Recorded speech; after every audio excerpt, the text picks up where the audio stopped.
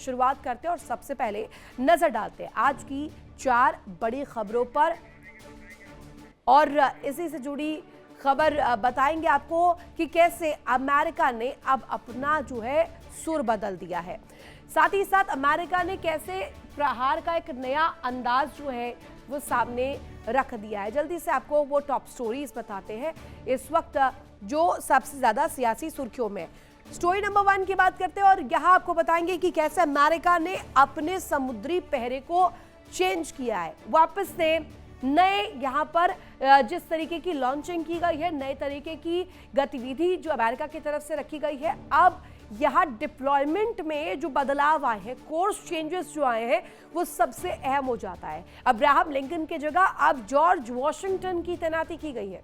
अब इस नए पहरे से क्या हासिल करना चाहता है अमेरिका? साथ ही साथ सवाल ये भी कि ऐसी स्थिति में ऐसी क्या मुसीबत आन पड़ी कि ये बड़े बदलाव अमेरिका को करने पड़ेंगे। करेंगे डिकोड इन तमाम चीजों को और जानेंगे, लेकिन जल्दी से स्टोरी नंबर 2 की बात करते हैं जहां हम आपको बताएंगे अमेरिका की जमीन पर स्ट्राइक की धमकी अब दी गई है। अमेरिका की सरजमी को दहलाने की कोशिश, लेकिन सवाल ये कि आखिर कैसे ये स्ट्राइक कैसे होगी? क्या ईरान ने कोई ऐसी तकनीक अख्तियार कर ली है जो सीधे सीधे ईरान से दूर कई किलोमीटर बसे अमेरिका पर प्रहार कर सकता है, या ये कोई और अंदाज में सामने आ सकता है?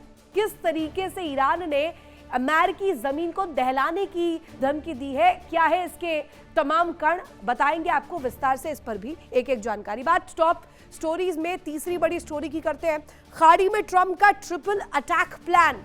अब ये क्या है? ट्रिपल अटैक प्लान के जरिए खाड़ी को कैसे दहलाया जाए? खाड़ी में ट्रंप का ये अटैक प्लान, अब इसमें क्या नए बदलाव किए गए हैं? सबसे अहम उन बदलावों को हम आपको बताने वाले जो सैन्य तौर पर किए गए हैं। इस पूरे जंग में रणनीतिक पैमाने पर भी एज लेने की कोशिश की गई, आगे बढ़ने की कोशिश की गई, लेकिन अब इस ट्रिपल अटैक के मद्देनजर कौन कौन सी वो रणनीतियां आती हैं जिसके जरिए ईरान पर पूरी तरीके से काबू करने के लिए डोनाल्ड ट्रंप बेताब है, बताएंगे आपको ये भी। टॉप स्टोरीज में बात चौथी और आखिरी बड़ी स्टोरी की, जिस पर आज हम आपको पूरा विश्लेषण दिखाने वाले हैं। और ये विश्लेषण इसलिए भी अहम हो जाता है क्योंकि ये न्यूक्लियर परमाणु शक्ति से जुड़ता है और वो भी किम जोंग के न्यूक्लियर गुस्से से जुड़ता है। क्योंकि सीधे सीधे इस वक्त दक्षिण कोरिया की बात करें, उत्तर कोरिया की बात करें, ये जो सालों से चली आ रही दुश्मनी अब इसने एक नया प्रारूप ले लिया है। दक्षिण कोरिया अमेरिका के गठजोड़ को अब उत्तर कोरिया पचा नहीं पा रहा है, किम जोंग इसे सह नहीं पा रहे हैं। अब यही वजह है कि न्यूक्लियर तौर पर यह गुस्सा निकल रहा है। एक ऐसी तैनाती दक्षिण कोरिया द्वारा जिसके काउंटर में अब किम जोंग का न्यूक्लियर गुस्सा फूटा है। क्या है पूरी तस्वीर, विस्तार से आपको बताएंगे। इन तमाम स्टोरीज पर जानकारी अब आपको जल्दी से 4 बड़ी तस्वीरें आपके सामने टॉप 4 ब्रेकिंग्स रख देते हैं। 4 बड़ी खबरें इस वक्त जो जियोपॉलिटिकल वर्ल्ड में सबसे ज्यादा चर्चा का विषय बनी हुई है। अमेरिकी रक्षा मंत्री को लेकर जानकारी, ईरान पर नाकेबंदी अनिश्चितकाल के लिए जारी रहेगी। दूसरी बड़ी खबर जिसमें ड्रोन अटैक से दक्षिणी लेबनान में दहशत मचती हुई नजर आ रही है और ये सबसे अहम हो जाता है। अमेरिकी रक्षा मंत्री पीट हेग्सेथ का बड़ा बयान, ईरान पर नाकेबंदी अनिश्चितकाल तक रहेगी, ईरान पर दबाव कम नहीं होगा, अमेरिकी जहाजों की तैनाती जारी रहेगी। और दूसरी तरफ आप देखिए दक्षिणी लेबनान में इजरायली ड्रोन का बड़ा हमला बताया गया। खास तौर पर काफरा कस्बे में एक घर को निशाना बनाया गया। ड्रोन अटैक से दक्षिणी लेबनान में दहशत का माहौल, घर में भारी नुकसान होने की जो है यहाँ पर अंदेशा भी जताया जा रहा है। तीसरी बड़ी खबर, रूस और यूक्रेन के मुहाने से रूस पर यूक्रेन का ताबड़तोड़ हमला सामने आया है। रूस के अहम अनाज निर्यात बंदरगाहों को नुकसान पहुंचाया गया।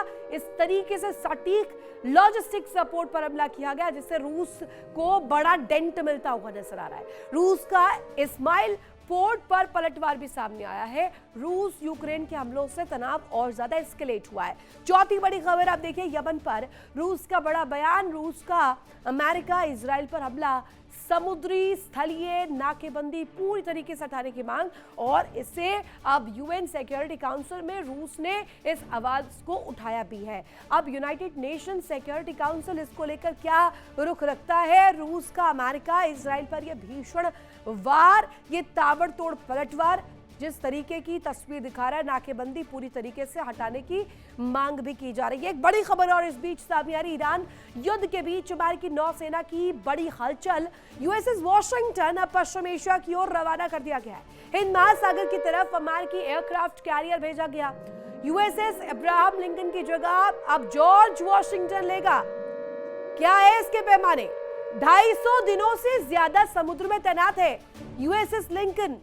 लंबी तैनाती से जवानों के मनोबल पर सवाल उठ रहे हैं कि वो अब मोटिवेटेड नहीं है, डीमोटिवेशन का अंबार है। वहां पर कई झड़पों को लेकर भी जानकारी मिली। अमेरिकी रक्षा मंत्री ने खराब हालात की रिपोर्ट की खारिज, और यह भी जानकारी मिल रही है कि यहां सिर्फ इसे डिप्लॉयमेंट कंसर्न के तौर पर लिया जाए। साथ ही ईरान युद्ध के बीच पश्चिम एशिया में अमेरिका की सैन्य हलचल और तेज हो गई है।